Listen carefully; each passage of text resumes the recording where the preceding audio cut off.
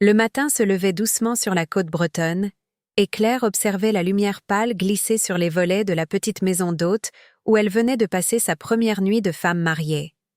Tout semblait encore irréel. Le silence, l'odeur du café qui montait du rez-de-chaussée, le bruit lointain des mouettes. Elle souriait sans raison précise, portée par cette sensation fragile de bonheur calme, celui qu'on croit enfin mériter après des années d'attente. Assise au bord du lit, elle repensait à la veille, à leurs alliances échangées face à la mer, au rire discret des proches, à cette promesse murmurée à Julien comme un secret. Son cœur était plein, confiant. Elle se sentait à sa place, exactement là où elle devait être. Cette histoire est inspirée de faits réels, adaptés et créés exclusivement à des fins de divertissement. Et n'oublie pas de t'abonner à la chaîne, c'est gratuit. Et dis-moi en commentaire de quelle ville tu regardes la vidéo. J'adore savoir jusqu'où nos histoires arrivent. Claire se leva enfin, encore enveloppée de la douceur du moment. Elle chercha Julien dans la pièce, puis se rappela qu'il avait préféré dormir dans l'autre chambre, prétextant une fatigue soudaine après les émotions du mariage. Sur le coup, elle avait ri, un peu surprise, mais sans soupçonner quoi que ce soit. Après tout, chacun réagit différemment aux grandes journées. Pourtant, une gêne sourde persistait. En passant devant la chambre voisine, elle remarqua que le lit était parfaitement fait. Aucun signe de sommeil. Son estomac se serra légèrement. Elle appela doucement. « Julien ?» Aucune réponse. Le téléphone de Claire vibra sur la table. Un message bref, anodin en apparence, envoyé par Sophie, sa meilleure amie, sa confidente depuis plus de 10 ans, celle qui avait été sa témoin la veille. « Tu dors encore ?» Un frisson la parcourut. Pourquoi Sophie lui écrivait-elle si tôt? Pourquoi cette question semblait-elle déplacée? Claire sentit, sans pouvoir l'expliquer, que quelque chose venait de se fissurer. Le calme du matin se transforma en silence pesant, comme si l'air lui-même retenait son souffle. Elle se dirigea lentement vers le couloir, le cœur battant trop vite. À chaque pas, une intuition nouvelle prenait forme, douloureuse, impossible à ignorer. Sans le savoir encore, Claire venait de franchir la frontière invisible entre l'innocence de la veille et la trahison qui l'attendait, tapie à quelques mètres seulement, prête à bouleverser sa vie dès les premières heures de sa lune de miel. Le couloir était vide, mais l'écho de cette inquiétude naissante ne la quitta pas. Claire revint dans la chambre, cherchant à calmer cette agitation intérieure. Elle se força à respirer lentement, à se rappeler tout ce qui l'avait menée jusqu'ici. Rien, absolument rien, ne laissait présager un drame. Leur histoire avait été longue, patiente, construite sur des années de complicité. Elle avait rencontré Julien presque 10 ans plus tôt, lors d'un dîner chez des amis à Rennes. Il avait ce sourire tranquille, cette façon d'écouter qui donnait l'impression d'exister pleinement. Leur relation s'était tissée sans précipitation, faite de week-ends improvisés, de projets discutés tard le soir, de silences confortables. Jamais Claire n'avait douté de lui. Il était devenu son refuge, son évidence. Et puis, il y avait Sophie. Sophie, toujours présente. Elles s'étaient connues à l'université, partageant les mêmes bancs, les mêmes peurs, les mêmes rêves, un peu flous. Sophie avait vu naître l'histoire avec Julien, l'avait encouragée, soutenue, célébrée. Elle était devenue une sœur choisie, indispensable. Claire ne pouvait imaginer un moment important sans elle. Le mariage avait été pensé à leur image, intime, simple, sincère. Une petite auberge nichée entre les falaises bretonnes, quelques guirlandes lumineuses, une vingtaine d'invités triés sur le volet. Rien d'ostentatoire, juste l'essentiel. Claire se souvenait encore de l'émotion qui l'avait traversée en marchant vers Julien, du regard brillant qu'il lui avait adressé, de la main rassurante de Sophie posée sur son épaule juste avant la cérémonie. Tout avait semblé parfait. Trop parfait, peut-être. Mais à ce moment-là, Claire n'avait vu que l'amour, l'aboutissement d'un chemin long et parfois semé de doutes. Elle croyait profondément que certaines histoires, quand elles durent, sont forcément vraies. En repensant à ses souvenirs, une pointe de douleur se glissa dans sa poitrine. Elle secoua la tête, comme pour chasser une pensée absurde. Non, elle se trompait. Il n'y avait aucune raison de s'inquiéter. Et pourtant, ce matin-là, Au cœur de cette lune de miel tant attendue, le passé lumineux semblait déjà s'éloigner, laissant place à une étrange sensation de fragilité, comme si le sol sous ses pieds commençait lentement à se fissurer. La veille encore, tout s'était déroulé avec une fluidité presque irréelle. Claire se revoyait dans la petite salle baignée de lumière, le bruit discret des vagues en arrière-plan, les regards émus de leurs proches. La cérémonie avait été simple, sincère, exactement comme elle l'avait imaginé. Julien avait pris ses mains avec une tendresse qui lui avait donné envie de pleurer, et sa voix n'avait tremblé qu'une seconde au moment de prononcer ses vœux. « Je te promets d'être là, dans les jours faciles comme dans les jours difficiles, » avait-il murmuré. À cet instant précis, Claire avait cru chaque mot. Elle avait senti son cœur se calmer, comme si toute sa vie venait enfin de trouver un sens clair. Autour d'eux, les sourires étaient francs, les larmes discrètes. Sophie, debout à leur côté, jouait parfaitement son rôle de témoin. Elle ajustait la traîne de la robe, glissait un mot rassurant, souriait avec émotion. Rien, absolument rien, ne trahissait la moindre fausse note. La petite réception qui avait suivi avait été chaleureuse, presque familiale. Des tables en bois, des fleurs sauvages, du vin blanc bien frais. Julien ne quittait pas Claire, l'embrassait souvent, la faisait rire. Il semblait attentionné, présent, heureux. Sophie levait régulièrement son verre, portait des toasts sincères à leur amour, rappelait des anecdotes de leur histoire commune. Claire se sentait entourée, portée par une joie collective. La musique avait doucement envahi la soirée. Ils avaient dansé pieds nus sur la terrasse, sous les guirlandes lumineuses. Claire se souvenait de la chaleur de la main de Julien dans son dos, de son souffle contre son cou. Elle se souvenait aussi du regard de Sophie posé sur eux, intense mais indéchiffrable, qu'elle avait aussitôt oublié, trop absorbée par le moment. La fête s'était terminée tard, sans excès, dans une ambiance paisible. Chacun était allé se coucher le sourire aux lèvres, convaincu d'avoir vécu quelque chose de rare. Claire s'était endormie cette nuit-là avec une certitude douce. Elle avait fait le bon choix. Ce souvenir rendait le silence du présent encore plus troublant. Comment une journée aussi lumineuse pouvait-elle cacher la moindre ombre? Comment l'amour, lorsqu'il semble si évident, pouvait-il déjà vaciller? Sans le savoir, Claire venait de mesurer à quel point les apparences, même les plus parfaites, peuvent parfois dissimuler des vérités prêtes à éclater. La nuit de noces avait pourtant commencé sans tension apparente. En entrant dans la chambre, Claire avait ressenti cette excitation douce, mêlée de fatigue, propre aux fins de journées intenses. Elle avait retiré ses chaussures lentement, savourant le silence après les rires et la musique. La chambre donnait sur la mer, et le ressac régulier semblait bercer l'espace, promettant un repos paisible. Julien, lui, paraissait étrangement distant. Il s'était assis sur le bord du lit, les épaules légèrement affaissées, comme vidé. Claire avait d'abord pensé que c'était l'émotion qui retombait, le contre-coup naturel d'un moment aussi fort. Elle s'était approchée de lui, avait posé une main tendre sur sa nuque. « Ça va » demanda-t-elle doucement. « Oui, je suis juste épuisée » répondit-il après une hésitation. Ils échangèrent quelques mots banals, presque mécaniques. Claire sentait quelque chose d'inhabituel, une retenue qu'elle ne lui connaissait pas, mais elle refusa de s'y attarder. Elle se disait qu'il fallait laisser à cette journée le droit de se terminer simplement, sans attente excessive. C'est alors que Julien se leva et désigna la petite pièce attenante, où un second lit avait été préparé. « Je crois que je vais dormir là, cette nuit. J'ai la tête qui tourne un peu. Ce sera mieux. » Claire resta immobile, surprise. Une nuit de noces passée séparément n'avait jamais traversé son esprit. Elle chercha son regard, tenta d'y lire une gêne, une explication plus profonde, mais il l'évitait déjà. Elle sourit malgré tout, un sourire forcé qu'elle espérait naturel. « Bien sûr. Repose-toi, » dit-elle, en se voulant compréhensive. Lorsqu'il referma la porte derrière lui, un silence épais envahit la chambre. Claire s'allongea lentement, le regard fixé au plafond. Elle tenta de rationaliser, de se convaincre que ce n'était rien, qu'il n'y avait pas lieu de s'inquiéter. Pourtant, une première fissure venait d'apparaître, discrète mais bien réelle.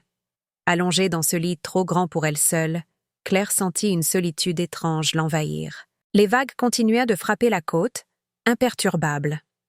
Elle ferma les yeux, cherchant le sommeil, mais son esprit restait éveillé, accroché à ce détail qui ne collait pas. Pour la première fois depuis longtemps, une question inconfortable s'imposa à elle, sans réponse immédiate. Et si quelque chose lui échappait depuis bien plus longtemps qu'elle ne l'imaginait? Les jours suivants, quelque chose changea définitivement en Claire. Elle ne posa pas de questions directes, ne fit aucune scène. À la place, elle observa. En silence. Avec cette attention douloureuse que l'on développe quand la confiance a été fissurée, mais pas encore brisée ouvertement. Julien continuait de jouer son rôle. Attentif en apparence, souriant devant les autres, prévenant dans les gestes du quotidien. Trop lisse, trop contrôlée. Sophie, elle aussi, restait présente. Elle envoyait des messages, proposait de passer prendre un café, demandait si tout allait bien. Claire répondait brièvement, poliment. Chaque échange lui demandait un effort immense. Elle scrutait les regards, les silences, les micro-réactions. Et peu à peu, des détails qu'elle n'aurait jamais remarqués auparavant prenaient un sens nouveau. Les téléphones toujours posés, écran contre la table. Les sourires retenus. Les absences inexpliquées. Un matin, Julien annonça qu'il devait sortir pour régler quelque chose en ville. Il évita son regard en attrapant ses clés. Claire hocha la tête, sans poser de questions. Elle attendit quelques minutes, le temps que la porte se referme, que le bruit de ses pas s'éloigne. Puis elle enfila son manteau, le cœur battant, et sortit à son tour. Elle le suivit à distance, consciente de franchir une ligne irréversible. Les rues étaient calmes, baignées d'une lumière grise. Julien marchait d'un pas décidé, comme quelqu'un qui sait exactement où il va. Il ne regardait pas autour de lui. Claire, elle, se sentait étrangère à sa propre vie, spectatrice d'une scène qu'elle redoutait depuis des jours. Il entra dans un petit café discret, à l'angle d'une place. Claire s'arrêta de l'autre côté de la rue, hésita, puis traversa. À travers la vitrine, elle le vit s'asseoir à une table au fond. Quelques secondes plus tard, Sophie apparut. Elle retira son manteau, sourit largement, posa une main familière sur le bras de Julien. Un geste intime. Trop intime. Le temps sembla se figer. Claire observa leurs visages rapprochés, leurs rires étouffés, la façon dont Julien se pencha vers Sophie comme il le faisait autrefois avec elle. Il n'y avait plus de doute possible. Ce n'était pas un malentendu, ni une exagération de son esprit fatigué. C'était réel. Elle recula lentement, les jambes tremblantes, le souffle court. La vérité venait de se révéler, brutale, sans détour. Ce qu'elle redoutait au plus profond d'elle-même prenait enfin forme sous ses yeux.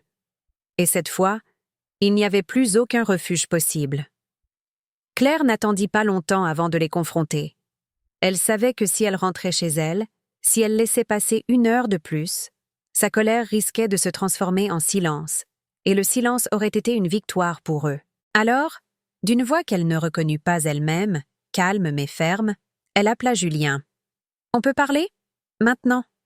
Il se retourna brusquement.